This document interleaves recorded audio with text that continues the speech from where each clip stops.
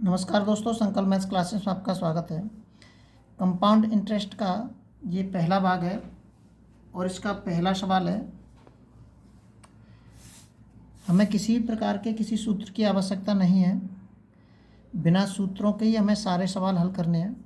बस आपको ध्यान से देखना है और अच्छे से समझना है। 3,000 रुपये का 20% वार्षिक चक्रवृद्धि ब्याज की दर से 2 वर्ष का चक्रवृद्धि मिश्र धन क्या होगा। देखिए, एक तो होता है इसमें मूलधन प्रिंसिपल और एक कंपाउंड इंटरेस्ट मतलब ब्याज और एक एलिगेशन मतलब मिश्र धन जिसे कहते हैं। मिश्र धन होता है वो, जिसके अंदर धन और ब्याज दोनों जुड़ी रहती है। और एक होती है दर। ये आपको ध्यान रखना है, टाइम तो होगा ही होगा। अब इसके अंदर मूलधन दे रखा है P बराबर के 3,000 रुपये का 20% चक्रवृद्धि ब्याज की दर से 2 वर्ष का चक्रवृद्धि मिश्र धन पूछ रहा है। देखिए, ये जो 20% दे रखी है, दर दे रखी है, इसको हम क्या लिख सकते हैं? 20 पंजे 100, 1/5 लिख सकते हैं इसको। ऊपर ब्याज दे रखी है, नीचे मूलधन दे रखा है। तो 5 मैं इस 5 के अंदर ऊपर की ब्याज को जोड़ दूंगा तो 6 हो जाएगा। तो इसको कितनी बार लिखना है? 6/5 2 बार लिखना है। किसके साथ लिखना है? मूलधन के साथ। 3,000 इंटू के 6/5 और इंटू के 6/5। जैसे ही आप इसकी कैलकुलेशन कर देंगे आपको उत्तर मिल जाएगा क्या? मिश्र धन। ये तो पहला हो गया तरीका। अगर आप चाहें तो ऐसे भी कर सकते हैं कि 5 पहले उसके पास 5 रुपये थे, 1 रुपया और ब्याज का बढ़ गया तो कितना हो गया? 6 हो गया। लेकिन ये कितनी बार लिखना है? 2 बार लिखना है, 2 वर्ष के लिए कह रहा है। तो 5 = के 6 ये 2 बार लिख लिया आपने। इधर ये हमारा मिश्र वो होगा प्रिंसिपल और ये होगा हमारा मिश्र धन। तो 5 का 5 में गुणा किया, 5 25 हो गया हमारा मिश्र धन, 6 छेंगे 36 हो गया हमारा मिश्र धन। ये प्रिंसिपल हो गया और ये मिश्र धन हो गया। अब इसके अंदर प्रिंसिपल बराबर के प्रिंसिपल 2500 बराबर के 3,000, इसका गुणा कर दीजिए। 25 से 25, 25 दूनी 50, 120 आ गया। आपको निकालना क्या है? मिश्र धन निकालना है हमें। तो अगर इस 120 का आप इसके अंदर गुणा कर देंगे तो आपको उत्तर पता चल जाएगा। सो ये हमें मिश्र धन पता चल जाएगा। कर दीजिए गुणा इसका इसमें। 12 × 72 की 2 और 12 × 36, 36 और 7 कितने हो गए? 43। ये आ गया आपका मिश्र धन। आप चाहें तो ऐसे भी कर सकते हैं या ऐसे भी कर सकते हैं। अधिकतर सवालों को आप ऐसे बहुत आसानी से निकाल सकते हैं। अगला सवाल देखते हैं। अगला जो सवाल दे रखा है, 10,000 रुपये 10% वार्षिक दर पर 3 वर्ष के लिए दिए गए अवधि के अंत में चक्रवृद्धि ब्याज कितने रुपए की होगी? हमें चक्रवृद्धि ब्याज ज्ञात करना है। चक्रवृद्धि ब्याज हमें कब प्राप्त होगी? जब हमें चक्रवृद्धि मिश्र धन पता होगा। चक्रवृद्धि मिश्र धन में से अगर हम मूलधन को घटा देंगे तो हमें ब्याज पता चल जाएगी। ध्यान रखना, चक्रवृद्धि ब्याज में इसमें इस कंपाउंड इंटरेस्ट में जो ब्याज होती है वो हर साल बदलती रहती है। साधारण ब्याज की तरह इसमें ऐसा नहीं होता है। तो देखिए 10% दे रखा है। 10% को क्या लिख सकते हैं? 1/10 लिख सकते हैं इसको।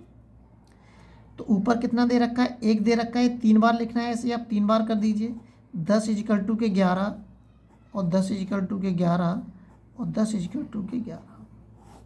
ये प्रिंसिपल है हमारा और ये मिश्र धन है हमारा। ये हो जाएगा 1,000 और ये हो जाएगा 1331। ये गुणा किया है मैंने 10 का 10 में, 10 का 10 में, ये तीनों का आपस में गुणा करके ये आ गया। अब इसके अंदर क्या दे रखा है? मूलधन दे रखा है 10,000। वो 1,000, वो 10,000 = के 1,000। 1,000 दे रखा है। मूलधन बराबर के मूलधन कट गया। 1 बराबर कितना आएगा? 10। जैसे ही आप इसका इसके अंदर गुणा कर देंगे 10 का, तो मुझे क्या पता चल जाएगा? मिश्र धन पता चल जाएगा। 13, 31, 10। मैंने इस 10 का इसके अंदर गुणा कर दिया तो मिश्र धन पता चल गया। अब इस मिश्र धन में से अगर मैं इसको घटा दूंगा, मिश्र धन में से इस मूलधन को घटा दूंगा तो मुझे क्या पता चल जाएगी? कंपाउंड इंटरेस्ट पता चल जाएगा। तो कंपाउंड इंटरेस्ट ही मुझे पता करना है। तो कितना आ जाएगा? 13,310 में से मैंने 10,000 घटा दिया। मिश्र धन में से अगर मैंने मूलधन घटा दिया तो 3,000 ₹310 की मुझे क्या प्राप्त हो गई, ब्याज प्राप्त हो गई। और अगर माना कि यहाँ पे बड़ी संख्या आ जाती है, यहाँ पे क्या आ जाती है, बड़ी संख्या आ जाती है, आप यहाँ पे बराबर करेंगे तो काटा पीटी करनी पड़ेगी, है ना। तो देखिए एक तरीका और बता देता हूँ मैं इसको बताने से पहले, वो ऐसे भी कर सकते हैं इसको कि 10 और 11 दे रखा है, तो इसको लिख सकते हैं 10,000 का 11/10, 11/10, 11/10। इससे आप क्या निकालेंगे, कैलकुलेशन करके मिश्र धन ज्ञात करेंगे। और जैसे ही आपको मिश्र धन पता चल जाएगा तो आप उसमें से उसमें ये आएगा मिश्र धन, इसमें से इसको घटा देंगे, आपको उत्तर पता चल जाएगा। अगर यहाँ पे संख्या बड़ी आ जाती है तो हम कैसे करेंगे, तो इसको ऐसे भी लिख सकते हैं। अगर यहाँ पे संख्या बड़ी आ जाती है तो इधर लिख के बता देता हूँ मैं, डायरेक्ट 1331 माइनस के 1000 बटे ये वाला 1000 और इनटू के मूलधन कितना दे रखा है, 10,000। जैसे ही आप इसकी कैलकुलेशन करेंगे आपको डायरेक्ट ये वाली ब्याज पता चल जाएगी, अगर यहाँ पे बड़ी संख्या आ जाती है तो। अब मैंने आपको इसमें दो टाइप बताए हैं, एक तो ये दे रखा है आपका टाइप, ये वाला, ये हल हो गया, ठीक है।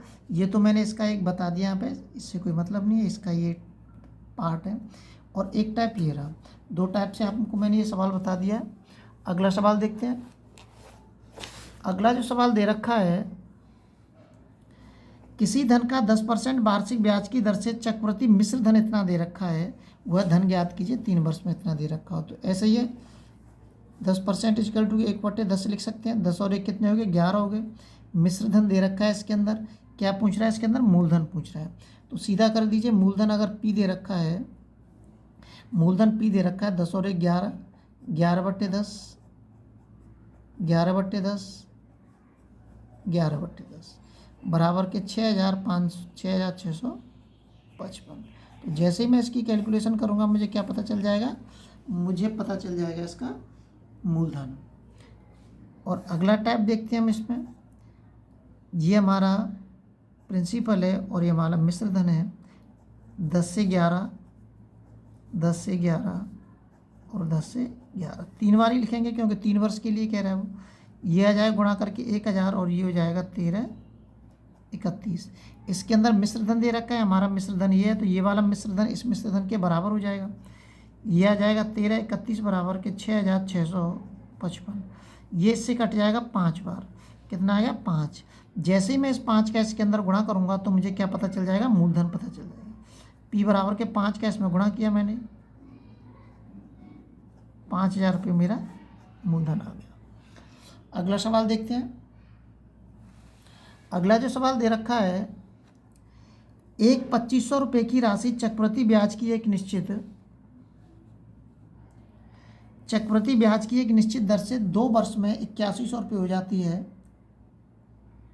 4 वर्ष पश्चात राशि क्या होगी, 4 वर्ष के पश्चात राशि क्या होगी।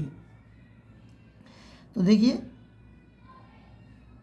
हमें दर इसमें देनी रखी है, तो पहले हमें दर हमें पता होना बहुत ज़रूरी है। 2500 से 8100 रुपये हो जाती है वो, 0 से 0 कट गई तो ये हो जाएगा। अब ये 2 वर्ष दे रखा है तो इसलिए रूल लगा सकते हैं हम, 25 81। अगर यहाँ 3 होता तो हम यहाँ पर 3 लिख देते और 3 पार्ट करके इसको जब बाहर निकालते, घन को बाहर निकालना जानते हैं आप। ये कितना हो गया, 5 हो जाएगा और ये कितना हो जाएगा, 9 हो जाएगा। कितने की ब्याज मिली मुझे, 4 की ब्याज मिली। कितने पे मिली, 5 पे मिली, इंटू के 100। 5 से इसको काट दीजिए, कितनी बार कटे, 20 बार, 20 चौका 80, ये आएगा 80%। तो ये क्या निकल के आ गई, हमारी दर निकल के आ गई। क्योंकि जब तक हमें दर पता नहीं होगा सवाल को हल हम नहीं कर सकते हैं। तो दर निकल के आ गई मुझे। अब मुझे राशि पता करनी है कि 4 वर्ष पश्चात राशि क्या होगी। तो 80 को लिख सकते हैं हम 80/100, 0 से 0 कट गया, 2 चौक 8, 2 पंजे 10। 5 का कितना हो गया, 9 हो गया। 5 का 9 हो गया, 5 का 9 हो गया और 5 का 9 हो गया। 5 25, 25 पंजे 125, 625 हो गया। इसका कर दीजिए 9 नंबर 81 और 9 1 9, 9 8 72, 9 1 9 9 अट्ठे 72, इसमें कर दीजिए 9 नम्मा 81 और 9 दूनी 18, 18 और 8 26 की 6 16 की 2, 9 7 63 64 65, 6581 हो गया। अब इसके अंदर क्या दे रखा है, मूलधन दे रखी है, मूलधन ये दे रखा है हमारा, तो 625 इक्वल टू के 2500,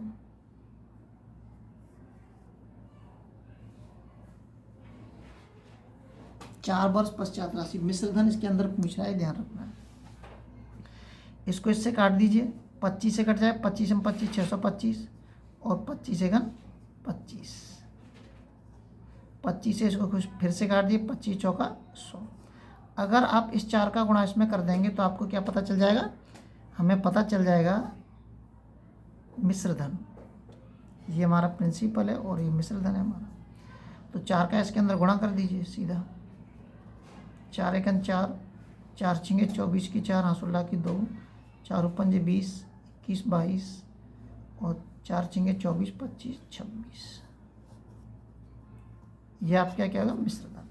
और अगर करना चाहें ऊपर वाले तरीके से तो वैसे भी कर सकते हैं इसको, 5 और 4 कितने हो गए 9 हो गए, यहाँ पर थोड़ा सा लिख देता हूँ मैं, तो आप अपने आप कर सकते हैं।